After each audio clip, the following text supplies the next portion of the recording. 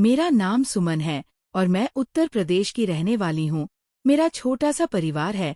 मेरे घर में मेरे पति, मेरा 18 साल का बेटा सूरज। पति काम के सिलसिले में अक्सर पटना जाते रहते हैं और इस बार भी वो एक लंबे समय तक लिए बाहर थे। घर में बस मैं और सूरज ही थे। सूरज मेरा बेटा ही नहीं बल्कि मेरा सबसे अच्छा दोस्त भी है। हम दोनों के बीच का रिश्ता बेहद खास है, एक ऐसा रिश्ता जिसमें समझ, प्यार और विश्वास बहुत गहरा है। मैं अपनी फैमिली से बहुत प्यार करती हूँ। नमस्कार दोस्तों, आपको कहानी की मिठास यूट्यूब चैनल पर स्वागत करता हूँ। वीडियो को लाइक और चैनल सब्सक्राइब जरूर कर लीजिए। तो दोस्तों, आज की कहानी एक माँ और बेटे के रिश्ते की है। एक ऐसा रिश्ता जो कभी कभी नए आयाम छू लेता है। क्या आपने कभी सोचा है कि एक माँ बेटे के रिश्ते में कुछ ऐसा हो सकता है जो आपके सोचने का नजरिया बदल दे? क्या एक माँ और बेटे के रिश्ते में ऐसा भी कुछ हो सकता है जो आपके दिल को छू जाए? इस कहानी में कुछ ऐसा है जिसे सुनकर आपके रोंगटे खड़े हो जाएंगे। दोस्तों, मेरा नाम सुमन है। मैं साधारण सी गृहिणी हूँ, लेकिन मेरा जीवन उस सादगी से बहुत दूर था। मेरे परिवार में बस 4 लोग थे। मेरे पति, मेरा बेटा सूरज और मैं और नौकर। पति का काम उन्हें अक्सर बाहर ले जाता और घर में रह जाती मैं और मेरा बेटा।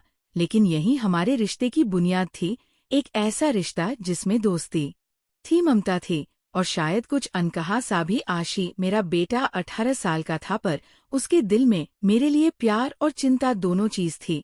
वह मेरे लिए सब कुछ था, सहारा, दोस्त और मेरे जीवन का सबसे बड़ा उपहार। उसकी हंसी मेरे जीवन की नई रोशनी थी और जब वह मुस्कुराता तो लगता कि दुनिया की सारी चिंताएं गायब हो जाती हैं। लेकिन ये मुस्कान कुछ छुपा रहा था, कुछ ऐसा जिसे मैं समझ नहीं पा रहा था। करवा चौथ के दिन कुछ ऐसा हुआ कि सूरज के पापा घर नहीं थे। मैंने सूरज के पापा के लिए व्रत रखा था। इस बीच मैं काफी उदास थी, लेकिन सूरज मेरी इस उदासी को समझ रहा था। शाम का टाइम था और आप सब जानते हो कि करवा चौथ के दिन एक स्त्री अपने पति के लंबी उम्र के लिए सतसंवर के उपवास करती है तो नई नवेली दुल्हन की तरह अपने आप को सजाती है।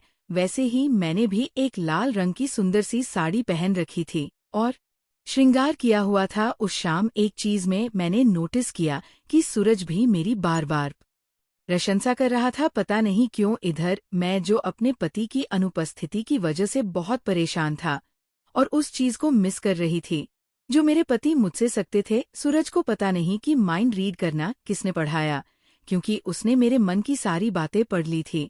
मैं घर में साफ सफाई में व्यस्त थी तो घर के कामों के बीच मैंने अचानक अपनी कमर में एक अजीब सा दर्द महसूस किया, क्योंकि पिछले साल मैं घर की सीढ़ियों से गिर गई थी। दर्द धीरे धीरे बढ़ता गया और इतनी तेजी से फैला कि मैं अपने पैरों पर खड़ी भी नहीं रह पाई। ऐसा लगा मानो शरीर ने मेरा साथ छोड़ दिया हो। मैंने खुद से कहा, सुमन, ये तो बस थोड़ी सी थकान है और ऐसे कैसे काम चलेगा? पर मेरा शरीर इस बात से सहमत नहीं था। सूरज ने तुरंत आकर मुझे सहारा दिया। उसकी आंखों में फिक्र साफ दिख रही थी। माँ, क्या हुआ आपको? आप ठीक तो है? उसकी आवाज में एक अजीब सी घबराहट थी, जैसे उसे मुझसे कुछ छिपाना हो। मैंने उसे तसल्ली देते हुए कहा, बस बेटा, थोड़ी थकान है, आराम कर लूंगी तो ठीक हो जाऊंगी। लेकिन सूरज को मेरी हालत देखकर चैन नहीं आया। वह तुरंत बाजार दवा लेने चला गया। वो इतना मासूम था कि वह मेरी चालाकियां को समझ नहीं पाया।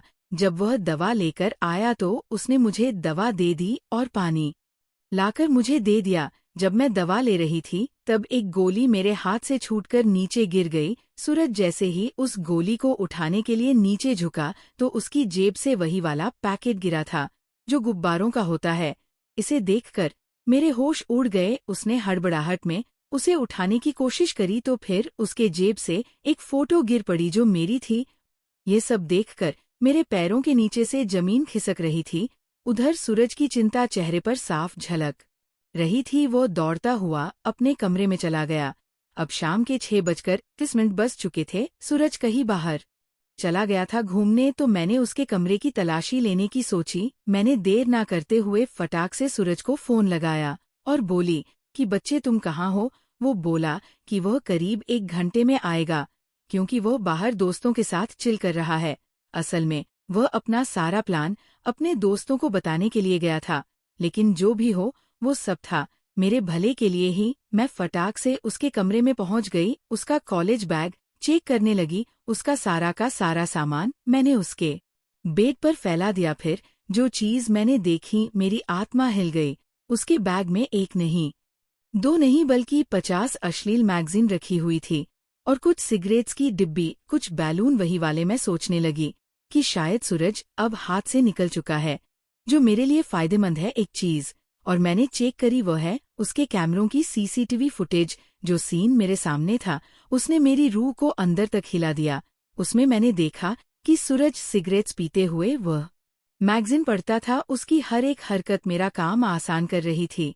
वो रात को करीब 9 बजे घर आया और तब तक चांद भी निकल चुका था। मैं चांद देखने के लिए छत पर पहुंच गई। जब मैं चांद को देख रही थी, तभी सूरज मेरे सामने आ गया। मैंने उसे हटाने के लिए प्रयास किया तो मेरी कमर में दर्द चालू हो गया। वो मुझे नीचे ले आया और बोला कि माँ, मैं तेल से मालिश कर देता हूँ, इससे आपको आराम मिलेगा। सूरज तेल लेकर आया और उसने मेरी पीठ पर धीरे धीरे मालिश करना शुरू किया। उसकी उंगलियों का स्पर्श इतना नर्म और ध्यानपूर्वक था कि मेरे दिल में एक अजीब सा सुकून उतरने लगा। फिर अचानक कमरे की सारी लाइटें बुझ गई और अंधेरे में कुछ चमकने लगा। मेरी आंखों के सामने एक चमचमा हुआ केक था और उस पर लिखा था, हैप्पी बर्थडे मम्मा। मेरी आंखों से आंसू बहने लगे।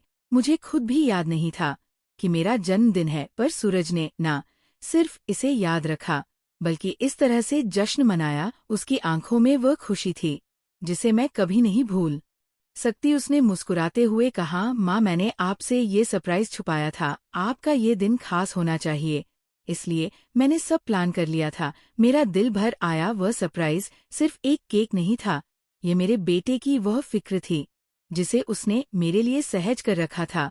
उस दिन मेरे लिए केक से ज्यादा कीमती था वह प्यार जो सूरज की आंखों में झलक रहा था। हम दोनों ने हंसी खुशी के साथ में केक काटा और माँ बेटा अच्छे से बर्थडे पार्टी मनाया। तो दोस्तों, आपको ये कहानी कैसा लगा कमेंट बॉक्स पर जरूर बताएं। रोमांटिक कहानी और इंटरेस्टिंग कहानी के लिए चैनल को सब्सक्राइब जरूर करें। धन्यवाद।